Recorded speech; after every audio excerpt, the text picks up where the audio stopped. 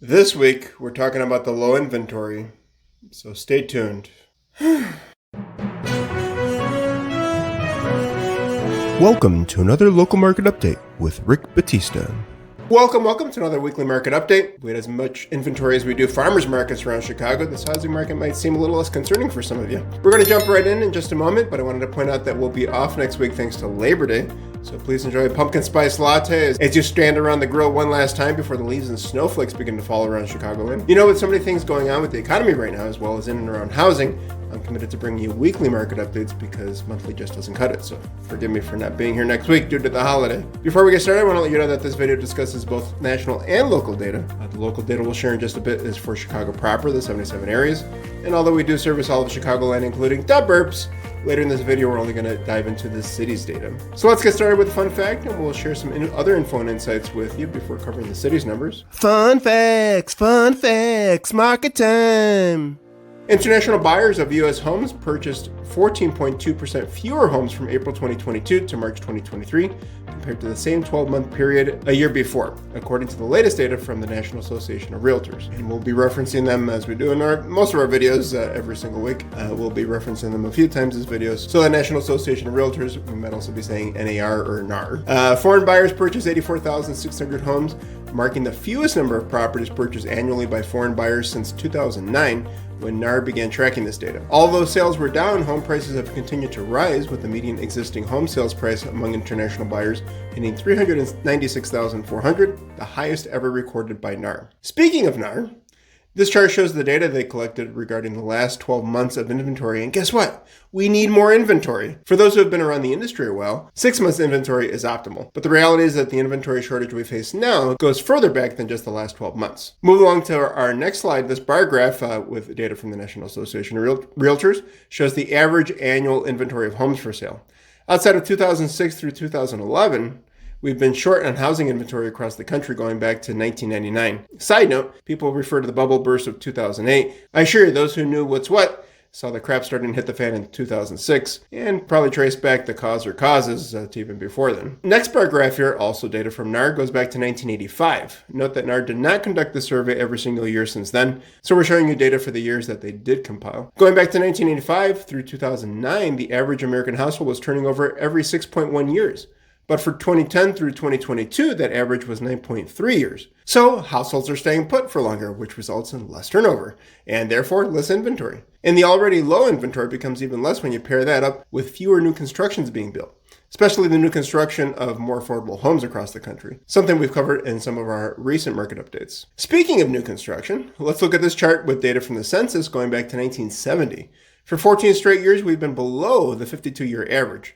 You can see we're right before the bubble burst in 2008. It almost seems like too many homes were being built, but we plummeted thereafter and it's been hard to catch up since. However, the most recent data shows that we're finally able to catch up with that average, probably partly due to all the new construction happening in the South. What are your thoughts about all this? I know there are many factors, certainly more than just a couple of dots to connect. How do you think we're going to solve the inventory problem? How about the struggles we face with the new construction of homes for the average American household? I can tell you this, if we're going to make it happen, it will take way more of us, people like you and me, to get more involved at the local level. To recap, the challenge we face today has been brewing for decades. Two major contributing factors to today's issues are people staying in their homes longer and there are less homes being built. I'm sure we can dive even deeper as to why these factors are impacting us today, such as job markets, salary wage gaps, the very slow growth of salaries for middle-income households over the last several decades, the squeezing out of the middle class, tighter regulations with housing and or lending standards, etc., etc., etc. Regardless of how we got here, guess what? We're here. Let's not look at the past to point fingers. Rather, let's look at the past to learn from it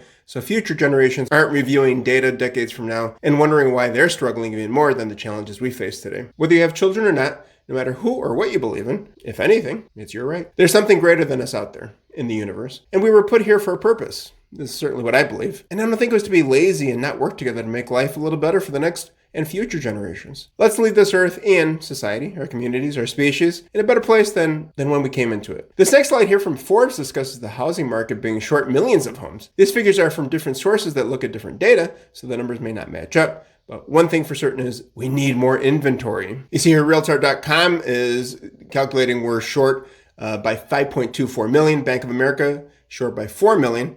Freddie Mac, 3.8 million, Morgan Stanley, 2 million, John Burns Consulting, 1.7 million, and Moody's Analytics, 1.6 million. To put that chart in a more visual perspective, this data from Realtor.com shows the active listing count going down since January 2017, with the red dotted line being the trend line. And this data from the National Association of Realtors shows that existing home sales have receded across the U.S. at an average of 16.6%. And you can see the difference in each of the regions, with the Northeast leading at 23.8%. Here in the Midwest, we're at 20% down, and in the South, 14.3%. And West down by 12.5%. So although mortgage rates have been an issue for today's housing market, I think it's safe to say that inventory is a greater contributing factor. To my sellers out there, this may mean good things for you. Even with the higher rates buyers are facing, you actually might still get the price you're hoping to get, while helping make a buyer's American dream come true. Buyers, I have to applaud you. Even with the challenges you face, you're out there doing your best to make it happen. It certainly has not been an easy market to navigate going back to around mid-2020, but your resilience is impressive. Remember, chin up and keep plugging away. It will happen for you. To piggyback what I'm saying, here's a quote from Lawrence Yun, the chief economist at National Association of Realtors. Two factors are driving current sales activity: inventory availability and mortgage rate. Unfortunately, both have been unfavorable to buyers. For both sellers and buyers, be sure you're working with a knowledgeable realtor who knows what's happening in and around the market, not just locally, but nationally as well. Because the more and more the world and the world economy grows, the more and more dots are connecting, impacting you and your household. Now it's time to wake up! For the moment you've all been waiting for. This information and data is provided by the Chicago Association of Realtors, covering the week ending August 19th and is current as of August 28th. From fun facts to quick facts, we're taking a look at year-over-year changes. New listings in residential property. First, detached market, down by 26.5%. Attached being condos and townhomes, down by 23.1%.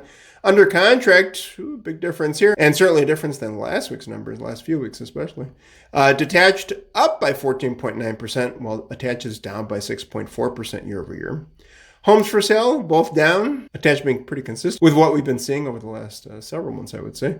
But detached first, down by 28.5%, while attached is down by 34.3%. To unpack those numbers a little bit more, new listings, we wrapped up the week of August 19th with 333 single-family detached homes hitting the market. 3-month average of 345, down by 25.1% year over year. And the attached market, 440 new listings, with a 3-month average of 512, down by nearly 27% year over year. Under contract, we wrapped up the week of August 19th with 193 single-family detached homes, bringing us to a 3-month average of 186, down by 1.5% year over year, while the attached, we saw 265 with a 3-month average of 287, down by 8.8% year over year. In inventory of homes for sale, we wrapped up the week of August 19th with 2,230 single-family detached homes with a 3-month average of 2,253. In the attached market, we saw 3,333 with a 3-month average of 3,391, and year-over-year change down by 32.8%. So, what does all this information mean for you? Heck if I know. All depends on what's going on in your life and your household. Let's start a conversation and see how we can help you make the most informed decisions. If you'd like copies of any of the reports or slides we shared with you today, feel free to reach out. You can call, text, or email. My contact info is below. And remember, love and money may come and go, but time is something we never get back, so I thank and appreciate you for spending some of your time with me today. If you want to stay on top of the market with us, be sure to like, subscribe, and hit that notification bell. And think of one person you believe might benefit from this information, and then be sure to share it with them. As always, take care of yourselves and each other, and I'll catch you next time.